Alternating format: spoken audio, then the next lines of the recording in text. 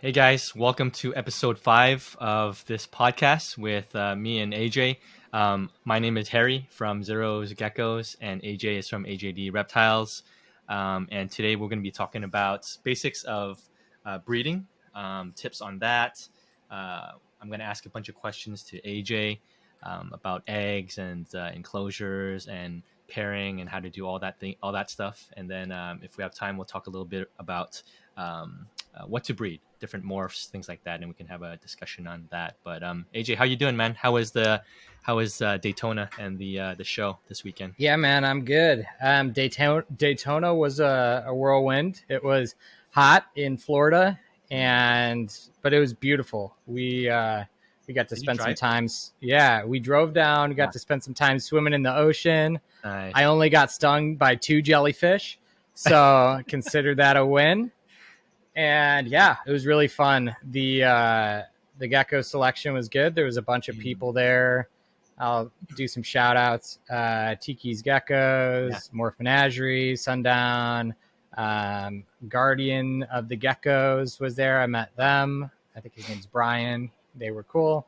But yeah, just overall a really good time. I got to see a lot of cool animals, picked up a couple animals. So sweet. Yeah, overall I would consider it a win, and a good group of people got to take home some animals from me. So overall it's really good. So you did pretty well, huh? It was it was good. That's awesome. I would consider it a successful show. Yeah. Was it your first time at Daytona? It's my second time vending, and I attended once about oh man, how long it probably would have been like 8 years ago. I attended once too. Okay. So yeah, so you would go again, huh?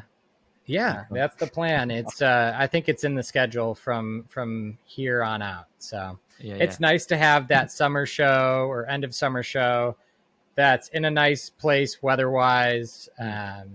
You can go swim in the ocean and hang out with your friends in a nice place. So I'm sure it will be for years to come on the schedule for me. So. Yeah, and then you're going to be checking out the Vegas show. I think you mentioned. Yeah, I'm going to be going to the Vegas show in what is it, like 2 weeks? So if you guys are going to Vegas, feel free to say hey. I'm going to be walking around, me and Brett from Morph Menagerie and Kevin from Fireside Geckos and maybe somebody else. I don't know.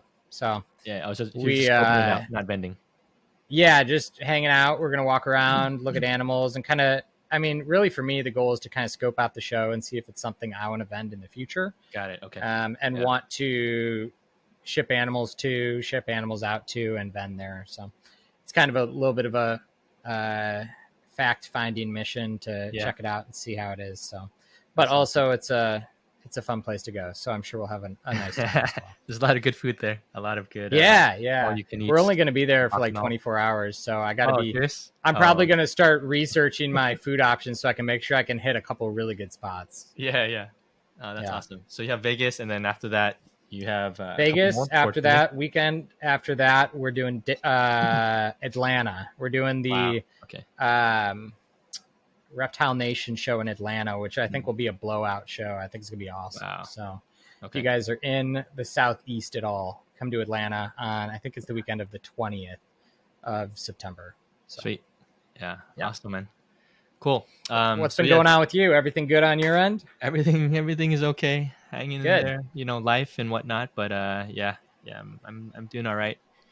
Being busy with all the kids. I have 4. If you didn't know that, but ton of kids. I got 2 dogs. No, I know that. You know that, yeah. The show people don't know, maybe. And then I have a puppy that's crazy.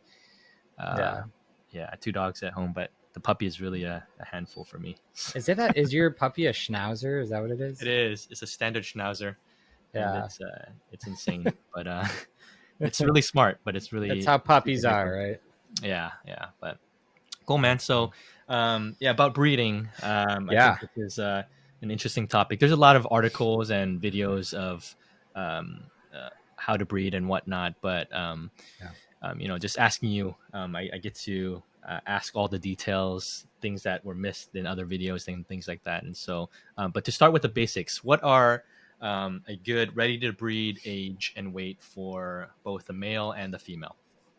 Yeah, so I would say for males, you have a little bit more flexibility with than females. I would say males, um, at least 35 grams, Mm. preferably 40 plus, and at least 1 year of age. So most males will hit that 35 to 40 in a year to a year and a half. So when they hit that, you could breed them. If you want to have them be larger and maybe a better male, if you're going to be breeding him to multiple females, maybe you want a little bit more meat on him. So you could say 45 grams. But just kind of wherever he ends up settling weight wise at a year and a half old, as long as it's over that 35, preferably 40-gram range, that is a good spot to start. And then with females, 2 years of age minimum, and I would say 45 grams minimum. But most of my lines are pretty large. The animals end up pretty large. So what I tend to see, my minimum breeding size is about 50 to 52 grams on a female at 2 years old. Yeah. Seems to be where they actually are not juveniles anymore, and they actually fill into their like adult frame. So, but that's not everybody. Some people's animals, they reach adult size at 45. Mine just don't. So, I think each individual animal you kind of have to take by a little bit of a case by case basis. But a fair thing to say would be 2 years old, and then if they hold weight and they're kind of plateaued, and they're at least 45. Okay. Is it grams. Do certain lines of animals are they naturally bigger than others? So it's harder to like. I would say yes. Okay. I would say yes, because back in the day, I'll just kind of give a little rewind, but back in the day, the recommended breeding weight for a female crested gecko was 35 grams. Okay. So that back in the day actually probably was relatively accurate, but now 35 grams is not an adult. If you actually look at 35-gram female, almost no animals today are ready to breed at that size. You really need to get them to that like 45 point. And I think that's just from selective breeding and over time choosing the animals to hold back that were the largest, the stockiest, and they just keep some animals, as the genetic pool gets thinner, they get smaller. Seems like crested geckos, the longer we have them, just keep getting larger. Oh, interesting. I'm looking forward to like 20 years from now, we're going to be riding them with saddles around the house. So they're gonna be as big as lychees or a chihuahua. Yeah, it's gonna be like riding a Komodo dragon around the house. So do you feel like the larger a female it is, does it have like a direct correlation of like how healthy the eggs produce, or? It's one of those things where it's like to a point, yes, and then you reach a point, and then it goes downhill. And when females get obese, they actually will produce worse, less consistently. So like you could have an animal that's 75, 80 grams, and it's like, oh, she lays 1 egg a month, or she only lays 6 eggs a year, and they just get kind of lazy. So personally, I like to keep my animals not obese, because every animal is different though. Because I have some animals that are stocky in 60 grams and others that are fat in 55. So, and I don't let them stay fat too long. So, but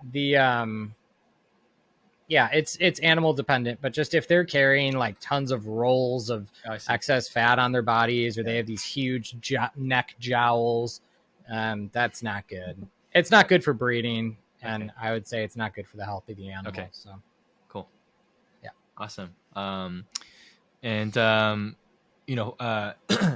was thinking of, a lot of times we were talking about how we buy animals young, like grow outs and whatnot, but sometimes so for example, like I got a lot of NPVs, no poor visible, and like 3 of them turn into males, right? So which sucks because I need females, but what is a safe age? Would you say? I know it's a lot of it is a probability. That's also. I know I said this to you before the podcast when we were looking through the notes of what we were going to talk about. Yeah. And so many of these questions are like, here's an answer, but here's the exception. So I'll say for me, I would say like 6 to 7 grams is a good point where I'm confident in my own animals, but also on some animals that I've bought from folks that feed like a ton of bugs, like 3-4 days a week. Yeah. I've seen animals, because they grow so fast, I've seen animals that are 15-20 grams that pop pores. Oh, wow. So it seems to me like the speed of growth of the animal, the age of the animal shows more when pores pop than the size of the animal. I see. If that makes sense. Yeah, that makes sense. In my experience, so like if you feed an animal only Pangea and you never, or Repashy or any of those diets, you never feed them a bug, and they're 4 months old and 3 grams, they could be loaded with pores. But you could have an animal that out of the egg, you start feeding it bugs, crickets every other day. The thing could be 15 grams and not show pores, and it could be a male. So around what age should they show pores, whether they're big or small? I don't even know if it, 3 months. Okay. Maybe 3 months. Yeah. I got you. If I'm ballparking, I mean, this is also one collection's experience, Yeah. So, gotcha. But that's been my experience. Okay. Yeah. For females, are there cues as to when they're ready to pair? Like, do you let them lay a cycle of duds, or? So I would say most cresteds, not all, most cresteds in my experience will not lay duds before you pair them. Oh, some will. Like for me, maybe 25% will lay a set of duds. But I have this animal right now that I got from someone else that I won't disclose. But this thing's laying duds and it's like 25 grams. And it's just like, what are you doing? It never happens at my house. I have tons of animals that are at that like 42 to 45 range gram wise, females, and none of them have laid a dud, like zero. And there's a bunch of them. So I think part of it's environmental. Part of it's maybe how old the animal is for their size. So maybe if an animal is like really old but not big enough, it will really old, meaning like it could be a 3-year-old 30-gram animal because it wasn't fed well. It might start laying duds because it starts sexually cycling. I see. Reproductive cycling. But it's one of those things where it's like mostly no, but sometimes yes. Okay. So basically just wait till a female is around 2 years and the proper weight 45 or more. 45 plus. Okay. And then you can pair them, and then they should lay some fertiles, hopefully. Yep. Okay. And we'll talk about pairing again in a second, but for enclosures, how does that look for you in terms of putting a male and female in a separate bin to breed, or do you put one in the other's enclosure? How does that look for you?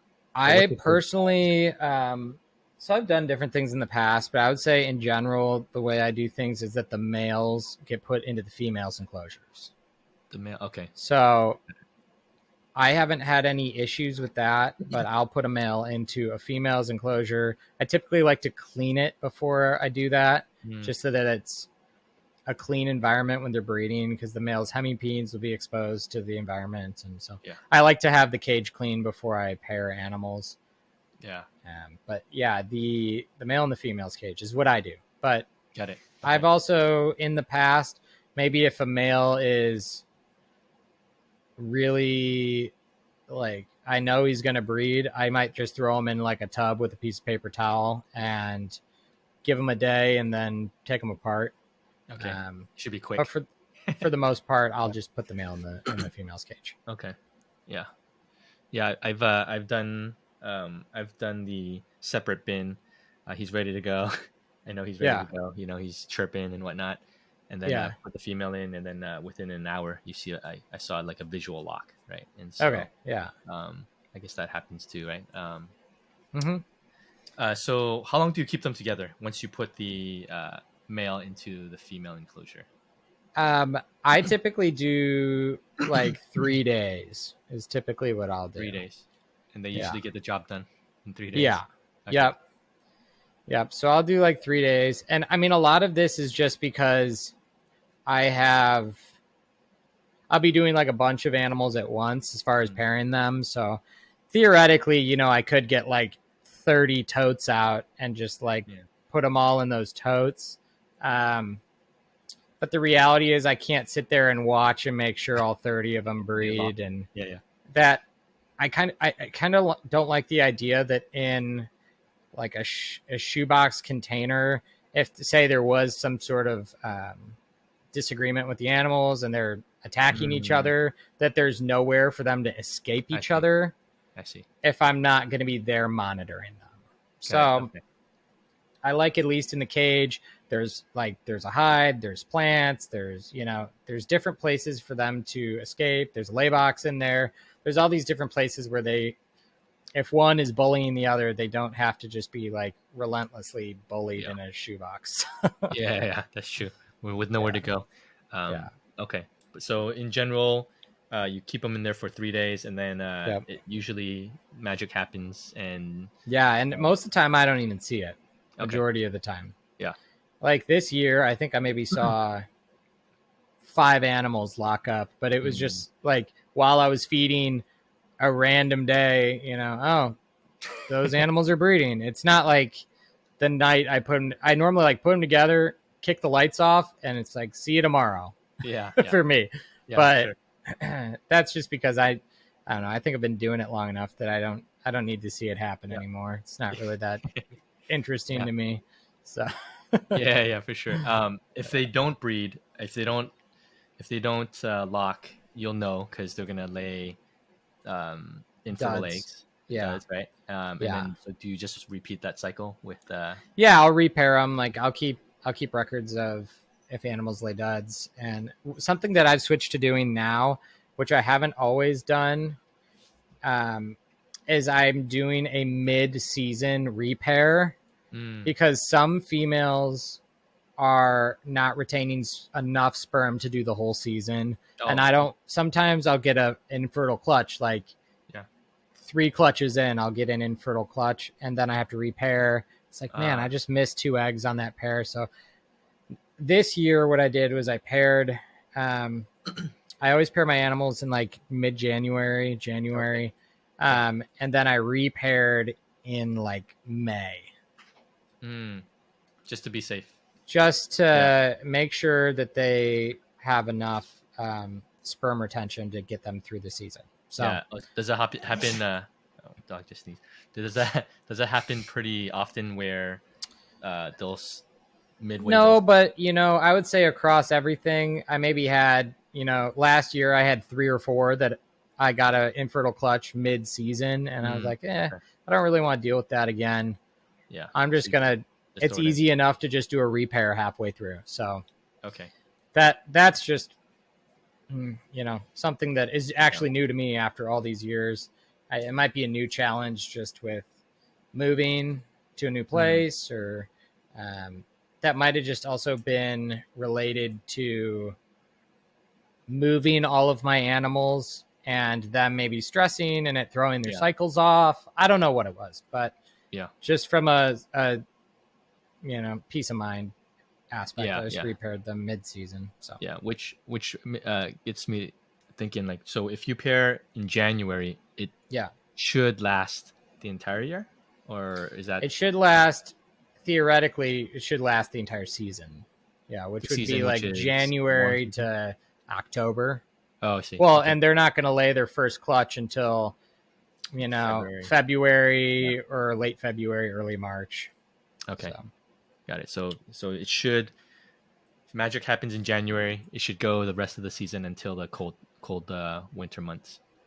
Yeah, you should be able to get most clutches it should be Crested Geckos. I would say on the high end of clutches, I'd recommend getting is like 6.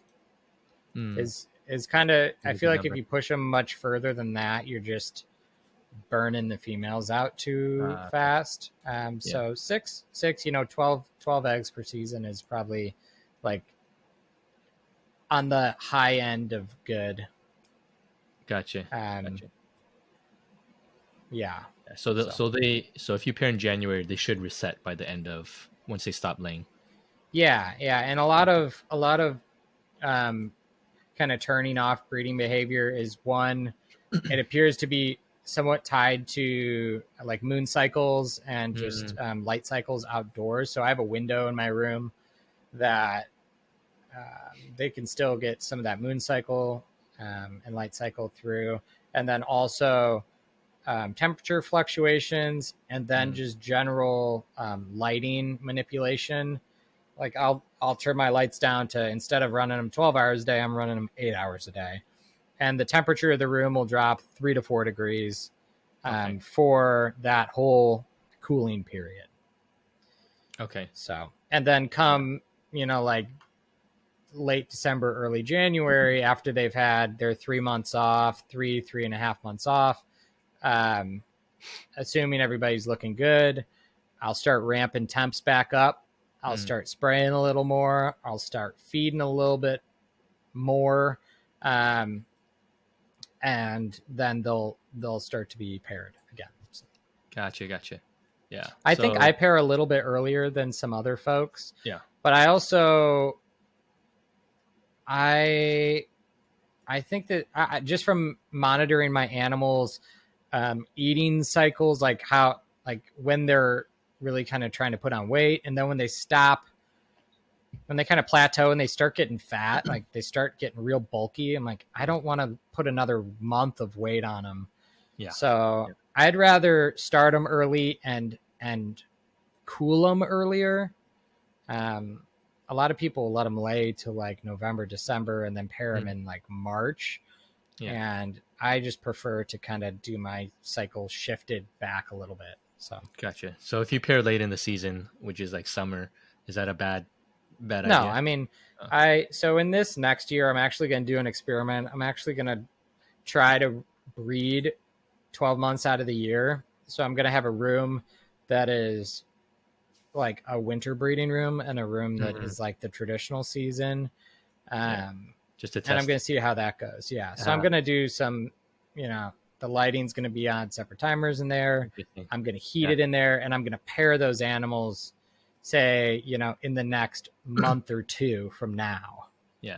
I'm going to pair them now, and I'm going to breed them through the summer, and then they're going to cool.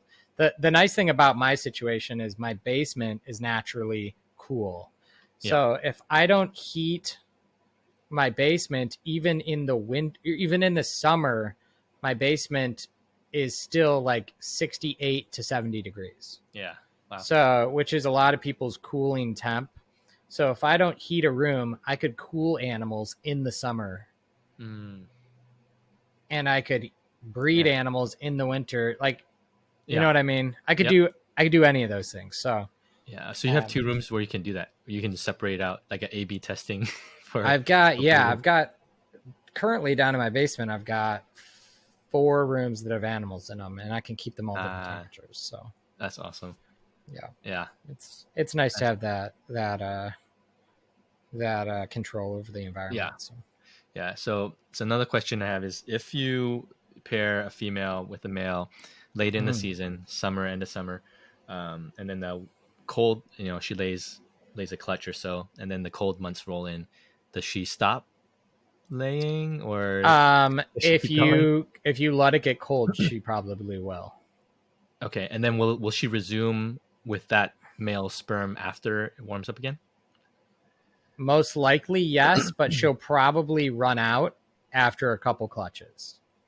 Okay, I see. So you'd have to repair. Yeah. I would, if you did say like I don't know. My opinion is, instead of doing like half seasons, unless you're gonna just heat your space, I would just wait. Instead of like, or you could just do an early start where instead of doing like where you live is so unique because it's temperate. So yeah, like you could say if you have a bunch of animals hit weight in, for example, like October, like pair them in like November, and then start, AC in your room a little bit more in like August and try to cool them and get them to stop, Yeah. or Just, like July, August, AC the room a little bit more and cool them down there, and then maybe give them till January, and then you could get back on the normal cycle or whatever you decide is kind of conducive to your climate too. Yeah, gotcha. So. But you'd say 5 to 6 clutches is like a good healthy range. Yeah, I think that's a healthy range of not over. Okay, so just got to keep track. Yeah, and some of them, I mean, some of them, regardless of what you want, they will breed more. They will produce more eggs. So I've had some animals where it's like I'm cooling them to 65 degrees and they'll just keep laying eggs. I'm just like, oh my gosh, stop! You're gonna lay yourself to death. Yeah. And for the most part, cresteds are pretty good about not doing that. I've had a couple look horrible and lay themselves so thin. Oh man! But then they stop and they eat and they bulk back up. And you're like, I can't believe you did that. Yeah. Do they eat more during this time when they're they definitely, I find in the breeding season, females tend to want insects more, and in the off season they don't. Okay. So I'll kind of test feed insects like once a month on the animals and just see on the adults and just see, are they going after them? Are they cleaning up the insects? And if they are, then I'll put them on like a once a week insects at least. Okay. Because it just shows they need that. They're depleting their calcium reserves, so I'm feeding them real heavy dusted insects. But then when it hits the winter and they're kind of fat and lazy and happy, they're not really going for bugs. They're just kind of maintaining, eating a little bit of diet, and yet somehow they gain a ton of weight back from barely eating because their metabolism's slow from the weather being, or the temperatures being lower, their activity's lower, and they're expending much less energy from not laying eggs. So got it. Or much less calories and core nutrients not making eggs. So okay. And then once she goes through that cycle and you want to pair her with another male, do you wait for her to lay duds before you redo it? I don't. I just kind of gauge it. Yeah, I mean, for the most part, it doesn't really seem. I guess because you have such a good cycle. Yeah, I've got them pretty dialed in where I don't feel like I get. You might see the first clutch from a new season with a new male pop out, and you're like, I think that's still the old male. I see. But there's never really a great way to know. Got it. Okay. Yeah. I mean, if they look questionable, it's kind of up to your judgment to be like, yeah, I think this is the old male. I'm going to label these as the old male, not the new male. Got it. Okay. And then when you see some new ones, you're like, okay, I can tell that new male's kicking in. Then you could switch it. But okay, that's kind of personal responsibility of just kind of observing and So okay. Yeah, it's interesting. I never knew if there's like a cutoff where you have to be like, she's cleared from this guy. I don't know. Most people don't want an animal to ever lay duds. Just because if she's going to make the eggs. And if she's up to size and she's making the eggs, they might as well be fertile. Yeah, I gotcha. So, I don't think if an animal like that animal I told you about, this 25 grams, it's laying duds and I can't stop her and I don't know why. I'm not going to pair her. That's not responsible to do. But I'd love for her to stop so she can actually gain some weight. To cycle. So, Gotcha. And then, this is a stupid question. So you pair them, you put the male and the female back in their enclosures, and then where does the female lay her? Yeah. So here's another answer of most of the time this, but sometimes this. So I give mine a lay box that I do it's probably like, I'd say it's probably like 6 by 4 inches. It's like a deli dish or? Yeah, I use it's like a to go or not to go. It's like a Tupperware dish, but I use ones from the dollar store that are the lids are really thin, so they're easy to like cut with scissors. Honestly, the cheaper ones seem to be better for the lay boxes anyway. I like clear plastic with an opaque lid. Doesn't really matter. Like mine, most of the top of them are green. Doesn't matter. And then I'll cut, if you can envision like let's see if I can do it. Like the box like this, on one end, I'll cut a kind of like a square hole for them to be able to climb in and out of. If you cut it in the middle, they have to climb right out the middle. And they're not always that smart. So I always do it on an end, so it's an easy kind of access. And then everybody's choice of lay box materials varies. I like coconut fiber though. Coconut core, Eco Earth. That's what I like personally. I use Sphagnum. Yeah. You use Sphagnum? Yeah. Like the long grain, like New Zealand stuff. Yeah. Okay. Like the big strandy moss. Yeah. Mm-hmm. Okay. Yeah. I like working though. Yeah, I've always used. So Brett and Gabby used that. Okay. And I got them off of it and onto soil boxes. What are the pros and cons of? I think that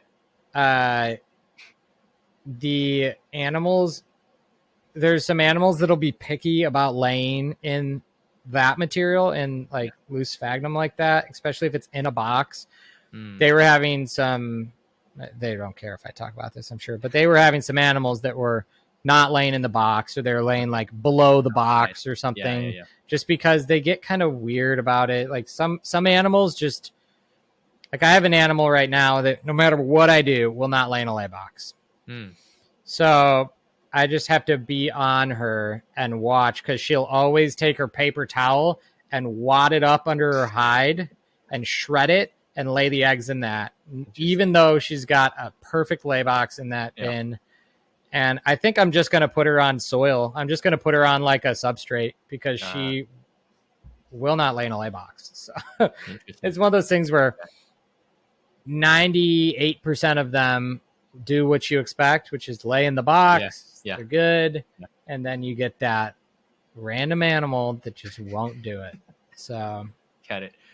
I use coconut fiber. Okay. I've used peat moss in the past.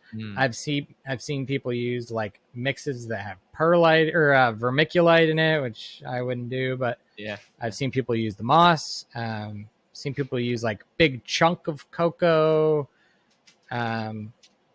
It's just kind of based on your context too. So you use just Eco Earth coconut fiber. You dump it in there. Okay. Yeah. You don't have to replace it. I mean, it's just no. I mean, I'll do a swap on it. I'll do a swap on it like every season, but okay, got it. Okay. It's and that's mainly just because they'll poop in the box sometimes and stuff. Yeah, do they? But I'll spot clean the box too. Do you have to? So it holds moisture pretty well.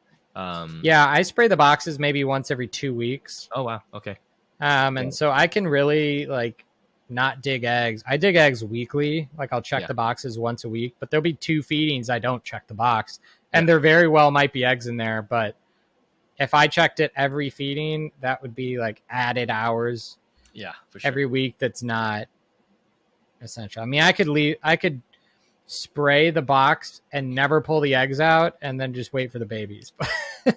Theoretically, but wait for them to hop out. I mean, they probably would hatch in the lay box if I kept it moist. So okay, okay. Eco Earth. That's a good tip.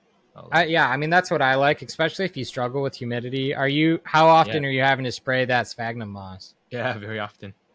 Really? Yeah, maybe every other day.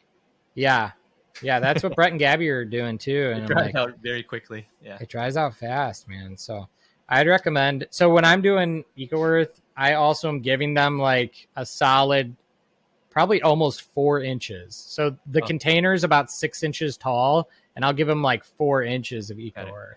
Okay. And they'll almost always bury them all the way to the bottom of the container, 4 inches down. Sweet. Okay. So yeah, it's they utilize it for sure. Yeah. Cool. So the female lays, does her thing, and after they pair, how long does it take for her to lay this clutch? I'd say on seasoned animals, could be a month and a half. On virgin animals, could be 2.5 months. Okay, got it. Virgin animals definitely take longer to lay that first set of eggs when you pair them. Yeah, and then how often do they lay after that? Typically monthly, 30 to 45 days. Cool. 30, 45 days. And then when it comes to, so they lay the eggs, you grab the eggs. Where do you store your eggs, and at what temps? I do like tackle box kind of style incubation, just from a lineage tracking standpoint. At least you can compartmentalize what hatches into that one little cell. Yeah. So I'll put 2 eggs in there. I will do like a real light Sharpie mark just to mark the top of the egg. Yeah. And then the circle, the ring. Just the top of, so where the circle is, I'll keep circle side up. Where the Cheerio is, I'll do a real light Sharpie mark. I don't have good handwriting, so I can't sit there and like write the pair on the egg. Yeah. And when they hatch, they just obliterate the eggs, so then you can't read anything anyway. So I prefer to not write on the eggs, and then I write a label above them on the lid. Yeah, that's what I do. Yeah. And I use aquatic pond soil, so that's either Rapashi Super Hatch or Pangea. What do they call Pangea Hatch? Yeah, something hatch. Yeah. Also, you could just use. I like perlite too. I like perlite 1-to-1 by weight with water too. Do you get that from like Lowe's or Home Depot? Or even higher. I'll do a little bit more water on Crested Geckos. You could get it. My personal preference is to buy it from like gardening stores, like big. Okay. Like if you have like a hydroponic gardening store in your area, they typically will have bulk perlite, bulk coconut core, and almost all that stuff is, you can get stuff that's not treated. Like I don't like buying Miracle Grow branded stuff because I don't know what the heck weird stuff in there, all the chemicals. I just don't trust it. I'd rather buy like some commercial stuff that is trusted to be just one ingredient, So that makes sense. So I'll buy like I bought a big bag of perlite this year. It was like 60 pounds. It was huge. I mean, it's like barely fit in my car. And I also use it for like house plants and stuff. So cool. But typically on Crested Eggs, I'll use that aquatic pond soil or Pangea Hatch or Super Hatch. It's all the same product, just because it seems to hold that higher level of moisture better without molding eggs over getting too wet. Yeah. But on stuff that's more sensitive, on other species, I'll use perlite. So. Cool. Yeah. And then do you incubate your eggs in an incubator, or do you just leave it out in your room? The Crested Geckos are just out in a room that I know is cooler.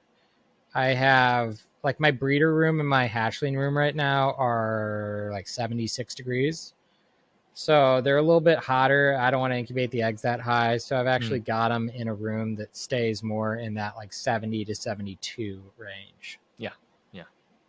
Gotcha. And then that's for, so that will cause the egg to incubate longer and be healthier. It will incubate longer. The babies will be a little bit bigger just because they got more time in the egg. Typically head structure is better. And just the strength of the hatchling is higher. Like when they come out, they're just, if you really think about it, they come out, a couple weeks older. So you could hatch them out earlier and then grow them in a tub, or you could just let nature grow them in the eggs. So I'd rather work smarter, not harder. I'll just let nature incubate them longer. But then you don't want to go much colder than that. When you get in that like 60s, then you start kind of seeing the reverse. They take a long time, but they're ugly. They don't come out quite as big as the ones that you go at like 70 to 72. Okay. When you start incubating at 68, 65, it's like they kind of go the opposite direction. So, okay, there's a sweet spot for sure. But I'm not too hung up about minor fluctuations in temp. If it goes up to 73, if it goes down to 69, I'm not worried about that. Like if I'm in like a 3 to 4 degree range, which my basement always is because I've got that insulative factor, it's good for me. So cool. How long does it take for a fertile egg to hatch? Anywhere between 75 and 110 days. Okay. I always just say 3 months. Yeah. You know, I'd say my average is just 3 months. I honestly don't keep track of. I'll keep track of a hatch date. I don't keep track of a lay date plus a hatch date. Oh, okay. Yeah. Just because in general it's going to be around that range.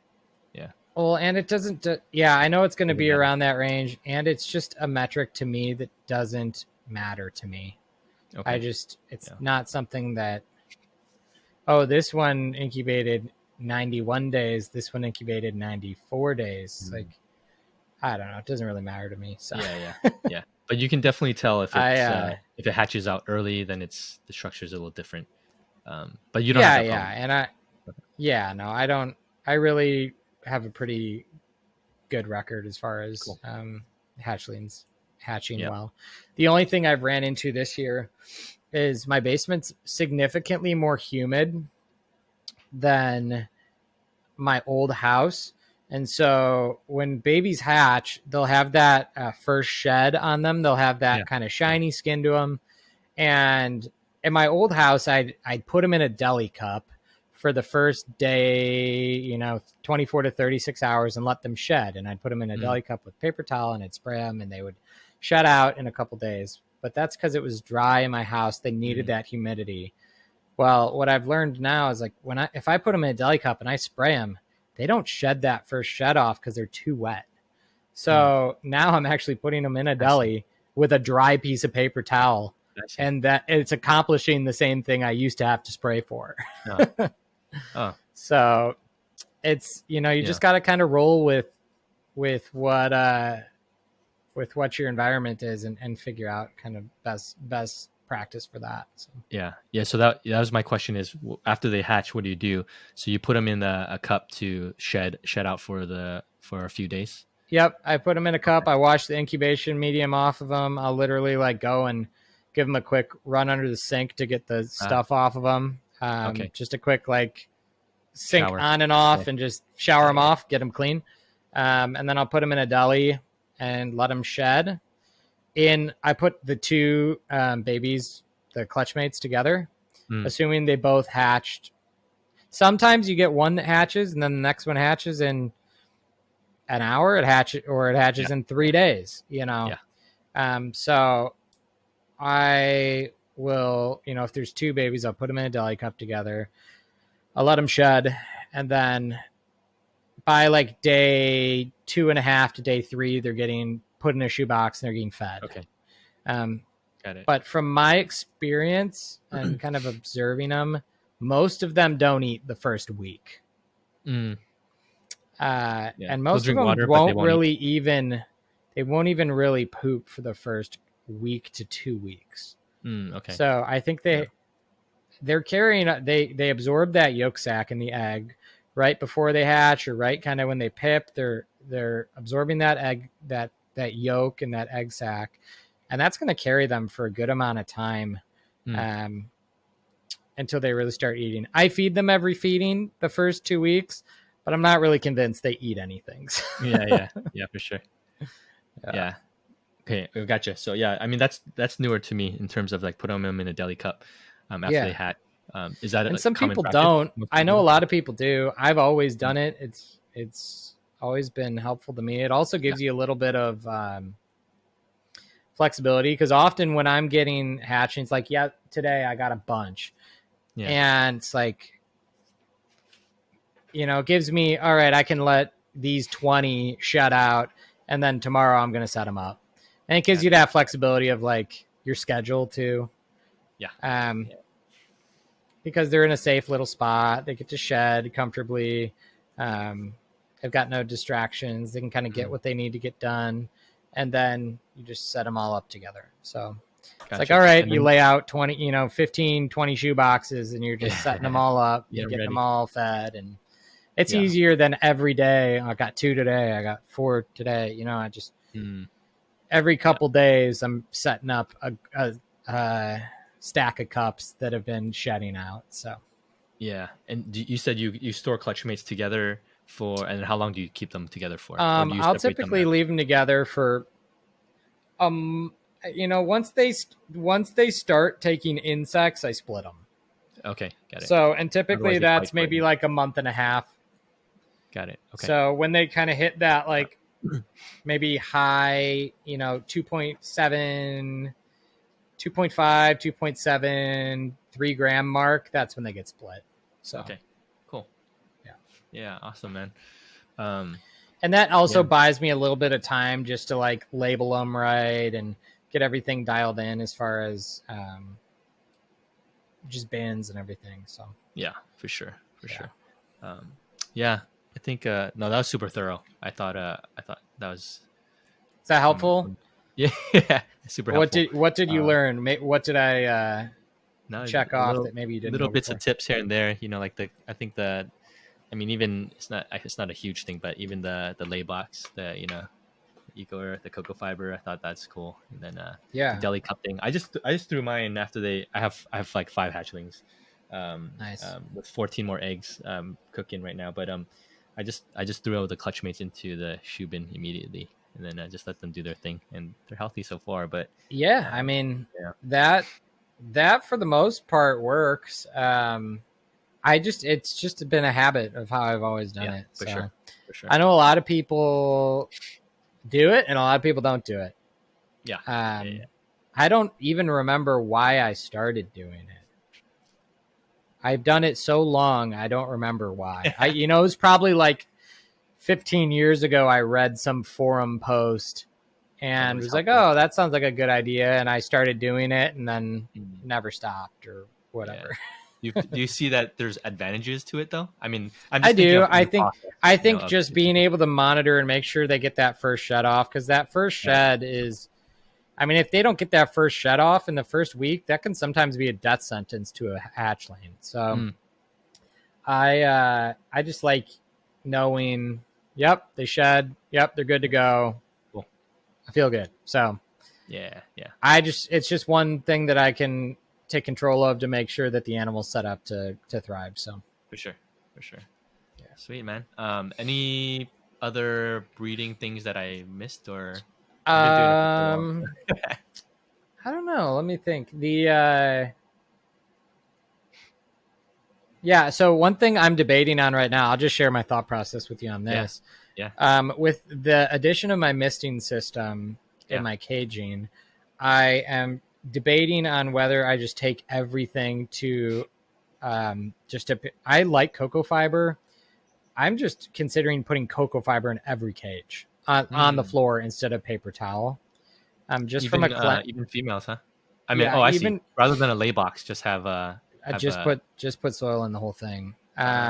So this is how I do some of my lychees, and a friend of mine from Illinois actually kind of gave me this idea of, instead of think about like your cage is, you can still create a lay box in that cage without actually having a box in it. And how you do that is that you ramp one of the back corners where like a plant's covering it or like a hide's covering it. Like the whole cage is, call it 1 inch of soil.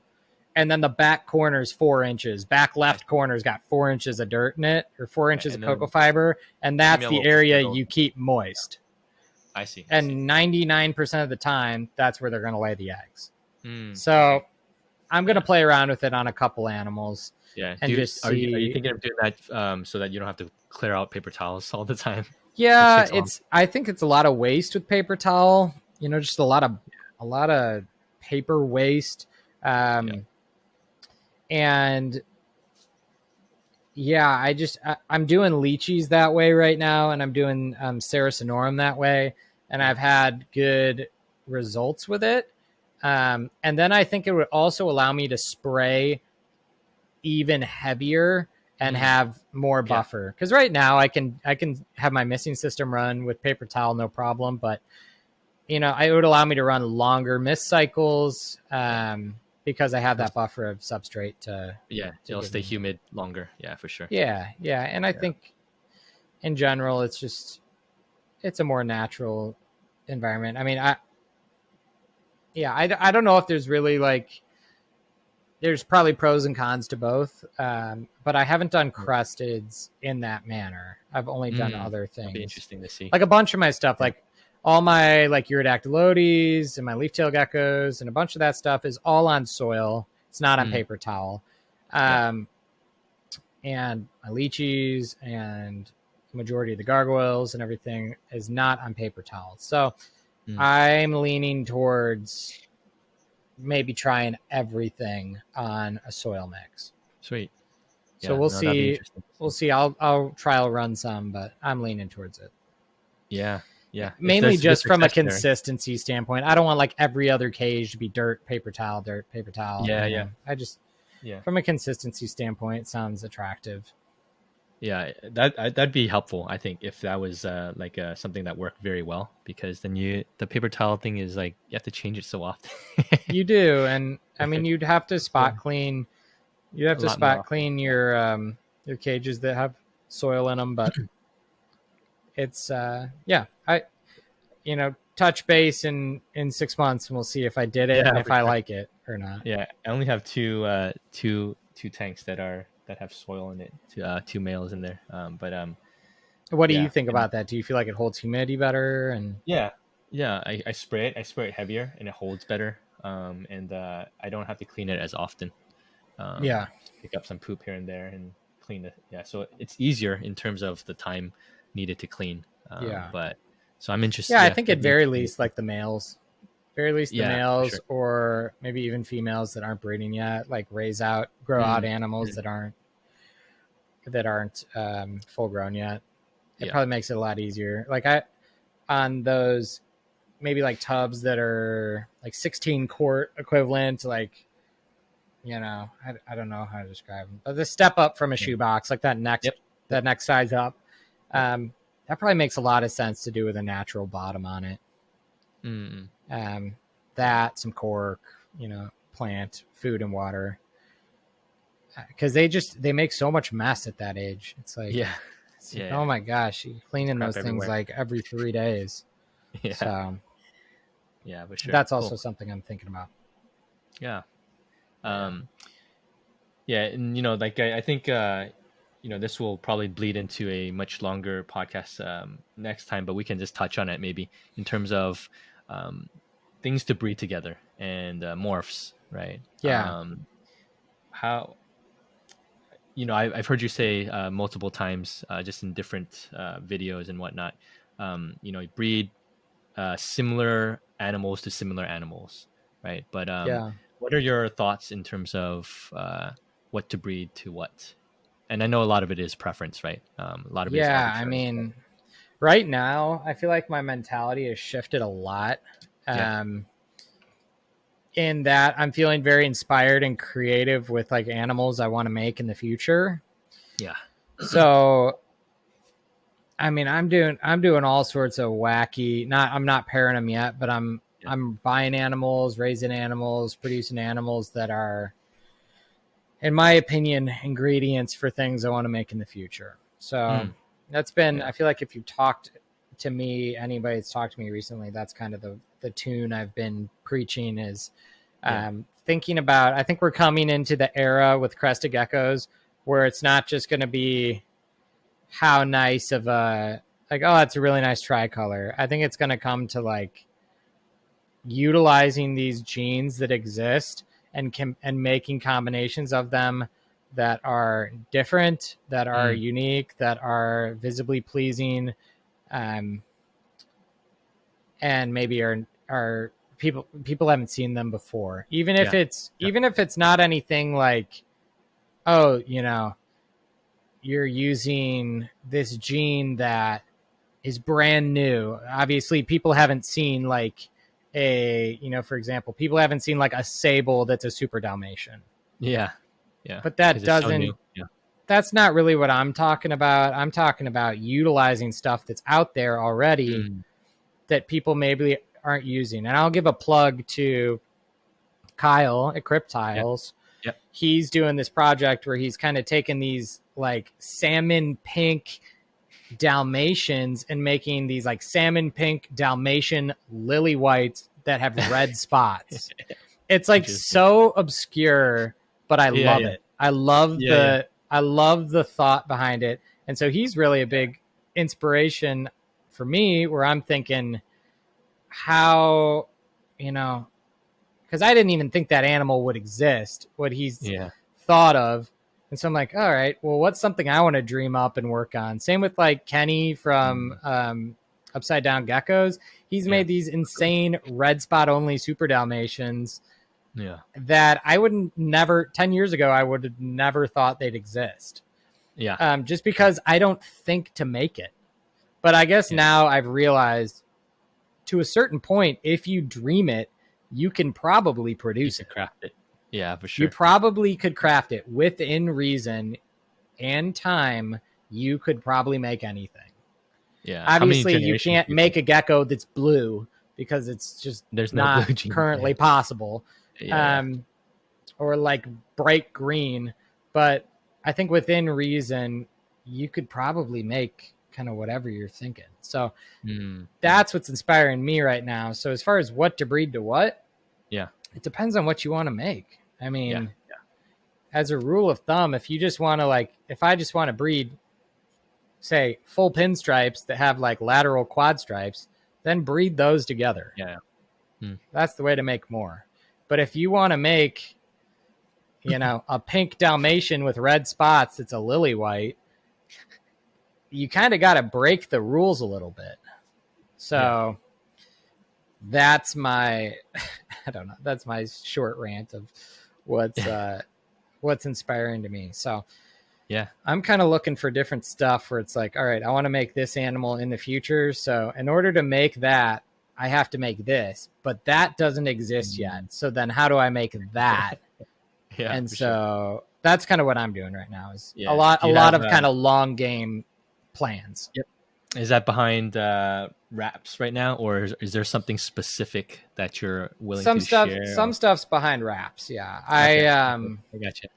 I mean, one thing that's not really that unique that I'll share is that I'm trying to make yellows that have stark white instead of cream, because most of the yellows have kind of been bred not to be white. They're like yellow or orange base with cream, and I want to go like thick white wall tricolor looking yellows and oranges. I want to do that. So that's something I'm working on that I think I'll hit next year. I think I'll get those next year. So but just kind of looking at gaps of what maybe is not out there super prevalent and seeing where you can kind of carve a niche. So for sure. I mean, look at like, not to like, I'm not calling it out in a negative light, but like charcoal is selectively bred dark buckskins to be like really dark and relatively patternless. And while it's not everybody's cup of tea, people dig it. Like people, if you make something that you have a vision for and you make it, there will always be people that like it. So I know, like, for example, like Noah, a future guest, Noah Bounds, is doing like a small project of highly patterned super dowels, like pinstripe super dowels that are like highly spotted. And some people, that is like a cardinal sin. You never do that. Other people, they are like, finally someone did this. I've been waiting to buy these. Yeah. There will always be fans out there of everything. Yeah. It's crazy. So yeah. So it's just a matter of what you have, what you want to mix and match, and some people will be grossed out, and some people will be there's cool. Everybody's got their own taste of what they think's cool. Like some people don't care for pinstripes, some people don't like Harlequins, some people don't like Dalmatians. You know, it's all kind of. I mean, I swear, like tigers are making a comeback. I see people selling tigers for $500, and like we used to wholesale those for like $7 a piece. So yeah, maybe this is a dumb question, but it's a side question. Are these Harleys, are these extreme Harleys, do they come from tigers? Because they look very, the pattern. They have the tiger trait in them. So the tiger trait is what's actually creating that, like the zigzag line, or like the kind of like looking of like flames out of a fireplace going up their sides.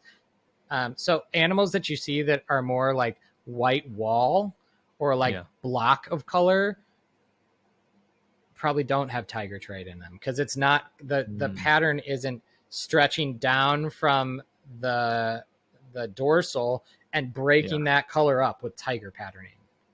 Okay. So that's another thing, is it's like, all right, try to find, it's like if you have a dream for an animal, it's like, I want to find Harley animals that don't have tiger in them, that do have this, that, you know, like you'll get really into the weeds trying to find the ingredients for a project. But Gotcha. Just kind of having a vision and going for it, I think that's the thing that's really inspiring and exciting to me right now. Is you know, it's kind of like if you dream it, you can build it. And we could talk more about this next time when it's just you and I. But what are your thoughts in terms of these hot new morphs, caps, fraps, sables that are popping out? Exantics obviously are still pretty big. What are your thoughts on all these different morphs and in general? I know you have a lot of thoughts. I have reached the point where I would say I'm a fan of it all. I'm not a fan of the super caps. But they look weird. They look like they don't look healthy to me. And that's my biggest thing, is if something isn't like super healthy, like I've heard reports that most of them don't reach like full adult size of a normal crested gecko, and their skin is sensitive to, the cage being too dry, too wet, they get dehydrated, any of that stuff. And parts of that is rumors. I don't own one myself, so I don't want to be like, spreading information. But and they're fairly new, right? They're fairly new. But from what I've heard, it's not something I personally would breed to produce. Sure, would I, maybe if I had like a possible cat pair or something, would I breed to prove the pair, and then maybe I'd produce a super in that? Sure. But I don't think super caps are the long-term play. First off, so my opinion of all that is that I'm in for it. I'm down. I should by next year own all of it. I have Xanthic. I'm going to have Sable. I will have Cap. I'll probably have Cap this year. Sweet. I've got Lily. I've got Empty Back. I've got Soft Scales. I've got all that stuff. I've got it all. So I'm in for it. I'm excited for it. I think that all those things are going to be important to have in the future. So having those things at your disposal, even charcoal, all that stuff it's going to be important to make animals that are cool and unique in the future. So I'm planning on working it all.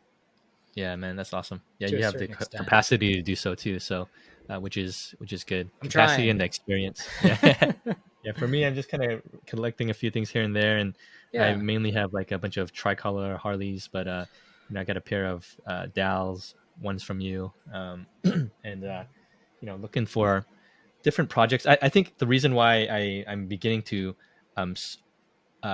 pick up a few extra types of morphs is because all these things are just growing out, and I think I was asking you like, oh, how often have you abandoned projects? But right now I'm thinking like, okay, if I pick up this and kind of grow out this project and this project, maybe it's spreading myself too thin, but maybe I can sell it back afterwards. I don't know, but then that's kind of like loss of money. But I don't know. I feel like nowadays it depends on what it is, like what morph of animal you're working with. I feel very I feel very confident that like you shouldn't be niching yourself into one thing specifically too hard. Like say if you're just like, I'm gonna just breed cappuccinos, it's like, okay, well, I've seen those people that are like, I'm just gonna breed lily whites, and you go to a show and they've got like 60 lily whites and nobody's buying them because it's just like, you have to be able to be flexible with both what customers like and what the market's doing. And, I just don't think if you're trying to run a sustainable like breeding business, like a larger, thing, then I think it's dangerous to niche too narrow. But also if you have a job and whatever, do whatever you want. Like have 100, soft scale phantoms. I don't care. Like, yeah. And then work that morph and really deep. Yeah. I really do think you could probably be successful doing anything as long as you do it excellently. Like, do it well. But I would say the fun for me is working different projects. Yeah. So like this year, I've never bred super dowels. This year, I'm going hard on super dowels. Yeah. I'm going hard on tricolors. Have not really done those. I'm going hard on tricolors. I'm going hard on phantom lily whites. A bunch of different stuff. Empty backs, super soft scale empty backs. Like I'm doing a bunch of different stuff that I'm really stoked on. So. Yeah. So next year is going to be pretty big for you in terms of. It's going to be very different. Like people will see my availability next year and be like, "Wow, this is very different than any list I've ever seen from him." You got high quality of everything. Yeah, that's the goal. I want to be able to, especially with like the auction I do.